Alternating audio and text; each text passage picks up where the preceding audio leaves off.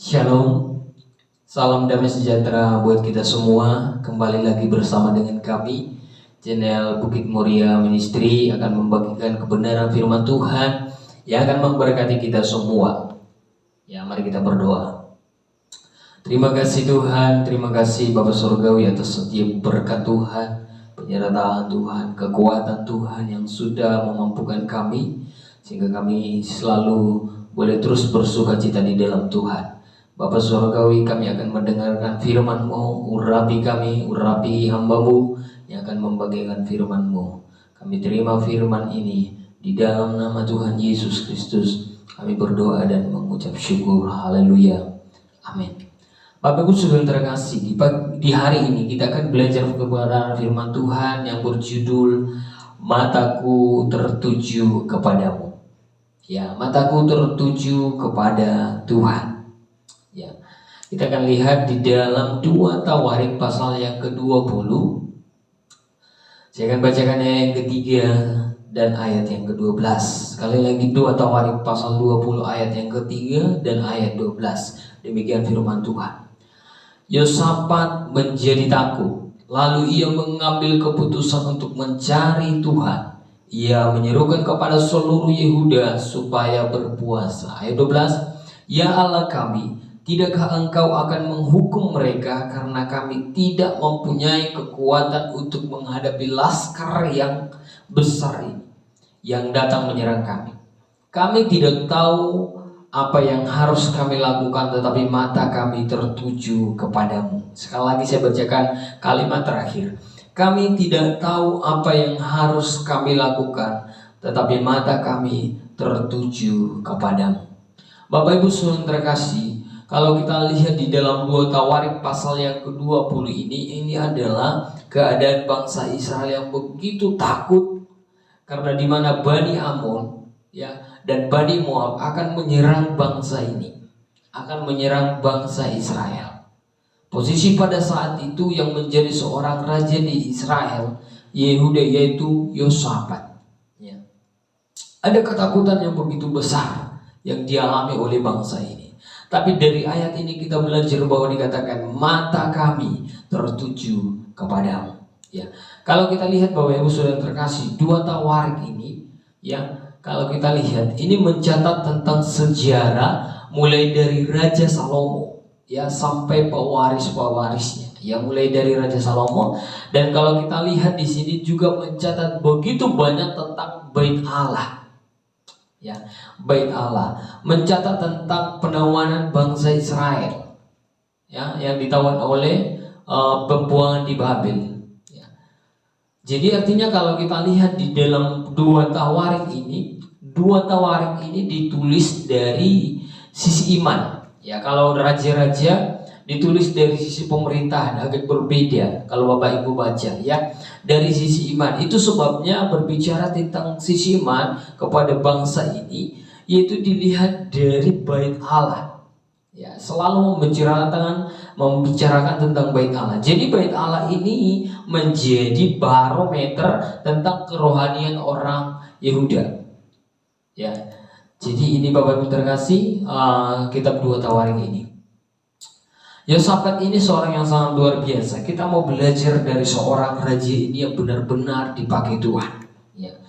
Raja Yosafat ini anak dari Raja Asa. Raja Asa kalau kita lihat, kita baca di dalam 2 Tawarik ini, dia adalah seorang raja yang melakukan pembaharuan. Pembaharuan apa? Pembaharuan iman kepada bangsa Yehuda, di mana bangsa ini mengalami kemerosotan iman yang sangat drastis, yang sangat turun. Dan kemudian Tuhan pakai Raja Asa ini, yang takut kepada Tuhan, untuk kembali memperbaharui iman dari bangsa Yehuda, untuk membangkitkan iman orang Yehuda. Dan saya mau katakan bahwa terkasih, raja ini juga mengikuti jejak Raja Daud, sehingga tidak salah kalau Raja Yosafat ini mengikuti jejak dari Raja Daud. Dan kemudian kalau kita lihat ini, Raja Yosafat ini tidak menyembah Baal, tidak menyembah patung berhala. Yang pada saat itu yang banyak sekali terjadi di saat itu adalah penyembahan berhala. Ada kemerosotan iman yang dialami oleh bangsa Israel. Dan kemudian apa lagi? Dia menuruti perintah Allah. Jadi ini menjadi seorang Raja Yosafat. Ini karakteristik dari Raja Yosafat, ya. Itu sebabnya Bapak Ibu Saudara terkasih, ajaran iman dari seorang ayah, orang tua itu sangat mempengaruhi iman dari seorang anak. Makanya Bapak Ibu Saudara terkasih yang sudah memiliki anak, ajarkan iman kepada mereka, ajarkan takut kepada Tuhan, sehingga mereka akan mengikuti kehidupan kita sebagai orang tua yang takut kepada Tuhan. Bapak Ibu Saudara terkasih, kita melihat di dalam 2 Tawarik pasal 20 tadi, kembali ke sana. Yosafat di ayat yang ketiga, Yosafat menjadi takut, lalu mengambil keputusan untuk mencari Tuhan. Ia menyerukan kepada seluruh Yehuda supaya berpuasa. Bapak Ibu Saudara terkasih, ketika ada rasa takut, itu akan membuat kita mengambil keputusan yang salah. Ketika kita di dalam kondisi yang tidak baik, ketika kita berada dalam kondisi yang mengalami masalah yang besar seperti bangsa ini, yang mengalami penyerangan dari Bani Ammon dan Bani Moab, itu terkadang akan membuat kita mengambil keputusan yang salah. Tapi Yosafat ini berbeda sekali. Dia tidak mengambil keputusan yang salah. Dia tidak mencari jalan pintas. Dia tidak mencari jalan yang lebih mudah, atau mencari pertolongan kepada bangsa lain, atau mencari ini, mencari itu. Enggak. Tapi dia mengambil keputusan, yaitu berbeda dari orang-orang lain. Berbeda dari mungkin karena dikatakan firman Tuhan, mataku tertuju kepada Tuhan. Ini yang membuat berbeda. Itu sebabnya masalah apa yang kita alami hari ini, kondisi apa yang kita takuti di hari-hari ini. Ketika ketakutan menguasai kita semua, maka saya katakan kita akan mengambil keputusan yang salah. Kita akan cari jalan pintas. Kita akan mencari jalan yang lebih mudah. Tapi Yosafat ini berbeda. Keputusan apa yang diambil? Perhatikan di ayat 12 tadi. Ya Allah kami, tidakkah Engkau akan menghukum mereka? Kami tidak mempunyai kekuatan. Bangsa ini, raja ini sadar bahwa bangsa yang dipimpinnya tidak mempunyai kekuatan yang besar untuk menghadapi laskar yang besar itu. Dia sadar bahwa bangsa ini tidak mempunyai pengalaman persenjataan yang hebat seperti bangsa Bani Ammon dan Bani Moab yang datang menyerang mereka. Tapi yang dilakukan mereka adalah dikatakan di sana, kami tidak tahu apa yang harus kami lakukan, tetapi mata kami tertuju kepadamu. Ketika mata kita tertuju kepada Tuhan, kita memandang kepada Tuhan, saya mau katakan buat kita semua, maka keputusan yang kita ambil itu akan semua berasal daripada Tuhan. Tetapi ketika mata kita tertuju kepada masalah yang ada di depan kita, maka saya mau katakan kita akan mengambil keputusan yang berbeda dengan keputusan yang diambil oleh Raja Yosafat. Keputusan apa yang diambil oleh Raja Yosafat? Apa yang dilakukan oleh Raja Yosafat ketika matanya tertuju kepada Tuhan? Yang pertama adalah mencari Allah dengan berpuasa. Mencari Allah, ini yang dilakukan. Karena dia tahu, dia sadar, Yosafat ini sadar bahwa dia tidak mampu melakukan itu semua. Dia tidak kuat. Dia menyadari bangsa yang dipimpinnya adalah bangsa yang lemah. Tapi dia katakan apa? Dia mencari Allah dengan berpuasa. Coba kita lihat di dalam 2 Tawarik pasal yang ke-20. Ayat yang ketiga. Yosafat menjadi takut, lalu ia mengambil keputusan untuk mencari Tuhan. Ia menyerukan kepada seluruh Yehuda supaya berpuasa, mencari Tuhan. Ini keputusan yang tepat sekali yang diambil oleh Raja Yosafat. Apakah tidak bisa meminta pertolongan kepada bangsa lain? Bisa saja. Tapi ketika mata dia tertuju kepada Tuhan, maka dia akan mencari pertolongan pertama sekali adalah dari Tuhan. dia akan menerima hikmat dari Tuhan. Ya. Kalau kita lihat di sini, dia mencari dan berpuasa. Ini merendahkan diri di hadapan Tuhan, menyerahkan diri di hadapan Tuhan, bahwa Yosafat ini adalah seorang yang tidak tahu apa yang harus dia lakukan, adalah seorang yang lemah tanpa Tuhan. Dia sadar bahwa yang menciptakan dia adalah Allah. Dia menyadari bahwa yang paling maha tahu adalah Allah. Bapak Ibu Saudara terkasih, berapa sering kita mengambil keputusan yang salah ketika mata kita tidak tertuju kepada Tuhan, sehingga masalah yang kita hadapi tidak semakin selesai, tapi masalah yang kita hadapi semakin besar dan semakin besar. Karena kenapa? Karena mata kita tertuju kepada masalah, dan ketika mata kita tertuju kepada masalah, maka ketakutan itu akan memenuhi seluruh hidup kita. Beda Yosafat, dia mencari Allah. Ya, saya tekankan buat kita semua, apapun kondisimu hari ini, apapun keadaanmu hari ini, ketika masalah yang kamu hadapi cukup besar dan kamu merasa kekuatanmu tidak mampu, jangan mencari keputusan kepada orang lain. Jangan mencari keputusan dengan hal-hal yang pintas, tapi carilah Tuhan. Merendahkan diri di hadapan Tuhan. Ya, ini yang dilakukan oleh Yosafat. Ya.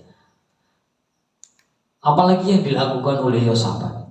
Ada dua hal yang kita belajar. Yang pertama tadi mencari Allah, yang kedua mempercayai apa yang menjadi kehendak Allah. Nah, Bapak Ibu Saudara terkasih, banyak sekali mungkin diantara kita percaya kepada Allah, tapi tidak lagi mau mempercayai kehendak Allah, mencari pertolongan dari Tuhan, dan kemudian Tuhan kasih solusi dan Tuhan kasih hikmat buat kita, tapi kita tidak melakukan itu.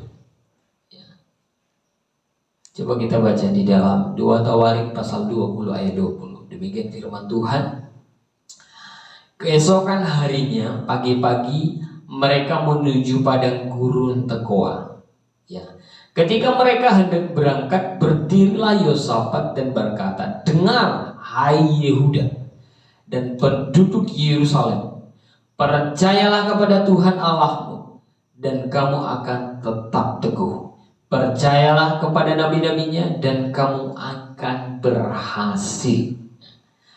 Mempercayai kehendak Allah. Banyak orang mencari Tuhan tapi tidak mau mempercayai apa yang menjadi kehendaknya. Banyak. Ya. Tapi Yosafat ini, dia mempercayai apa yang menjadi kehendak Allah. Tuhan tidak akan pernah menjawab apa yang menjadi kehendak kita, tapi Tuhan akan memberikan apa yang menjadi kehendak di dalam kehidupan kita, dan wajib kita harus mempercayai menjadi kehendak Allah. Ya, jadi setiap kita, jangan kita merasa ketika kita berdoa sama Tuhan dan kita merasa dan Tuhan menjawab apa yang menjadi keinginan kita atau apa yang menjadi kehendak kita, tidak. Tapi apa yang engkau doakan dan ketika Tuhan jawab, itu karena kehendak Allah, bukan karena kehendak kita. Jangan memaksakan Tuhan dengan kehendak kita, tapi rendahkanlah diri kita, rendahkanlah hidup kita di bawah kehendak Allah. Yosafat ini mencari Allah, ya, tapi tidak cukup sampai di situ. Mungkin kita mencari Allah, ya, tidak cukup sampai di situ. Tapi kita harus juga belajar seperti Yosafat, yaitu mempercayai apa yang menjadi kehendak Allah, mempercayai apa yang menjadi keputusan Allah. Maka dikatakan firman Tuhan, maka engkau akan berhasil. Ya.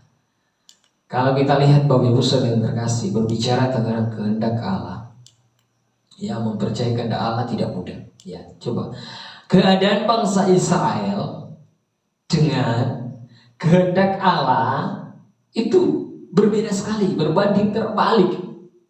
Ya. Itu yang membuat kita susah mempercayai kehendak Allah, susah untuk melakukan kehendak Allah. Kalau kita percaya pasti melakukan, ya. Tapi kalau tidak percaya nggak mungkin kita melakukan. Percaya kehendak Allah pasti melakukan. Ya. Jauh berbeda. Perhatikan Bapak Ibu. Nah, bangsa ini di ayat 15, ini bangsa ini mengalami ketakutan. Bahkan Yehosafat di ayat 13 dikatakan dia sangat takut. Ketakutan. Ya. Tapi Tuhan bilang seperti ini, bangsa ini harus turun menyerang. Itu yang ayat 13 tadi. Sudah takut, tapi Tuhan suruh serang, menyerang. Ya. Yehosafat bilang tadi, ini bangsa ini tidak punya kekuatan yang besar seperti laskar yang besar itu. Tapi Tuhan bilang, apa kamu harus menyerang? Ini kalau dihadapkan kepada kita mungkin, wah, ini bagaimana Tuhan ini? Ya. Tapi apa yang dilakukan oleh Yehosafat? Dia pergi, bangsa ini diajak untuk pergi menyerang bangsa Bani Moab dan Bani Ammon ini. Yang kedua ada dikatakan apa? Tidak mempunyai kekuatan yang besar. Bangsa ini tidak punya kekuatan yang besar. Tapi firman Tuhan bilang apa? Bangsa Israel tidak usah bertempurlah. Kalau kita pergi disuruh menyerang, sudah tidak punya kekuatan, dan Tuhan bilang kamu gak perlu menyerang, kamu gak perlu berperang lah. Kita kayaknya bangsa ini kayaknya secara manusia kita akan berkata ini Tuhan ini sedang ingin membunuh bangsa ini secara manusia. Tetapi Tuhan beda. Ketika kita tunduk di dalam kehendak Allah, kita akan melihat kuasa yang besar. Ketika kita tunduk di bawah kehendak Allah, kita akan melihat cara kerja Tuhan, bukan cara kerja kita. Ada banyak kita memikirkan banyak hal untuk menyelesaikan masalah. Tapi ingat, itu tidak akan pernah menyelesaikan masalah.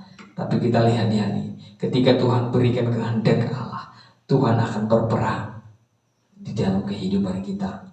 Ya. Apa yang terjadi dengan bangsa ini? Bangsa ini mengalami kemenangan yang cukup luar biasa. Dan mereka tidak berperang, mereka tidak bertempur. Tapi sekalipun itu, Tuhan suruh mereka pergi menyerang, walaupun mereka punya kekuatan yang kecil. Kekuatanmu yang kecil, kemampuanmu yang kecil.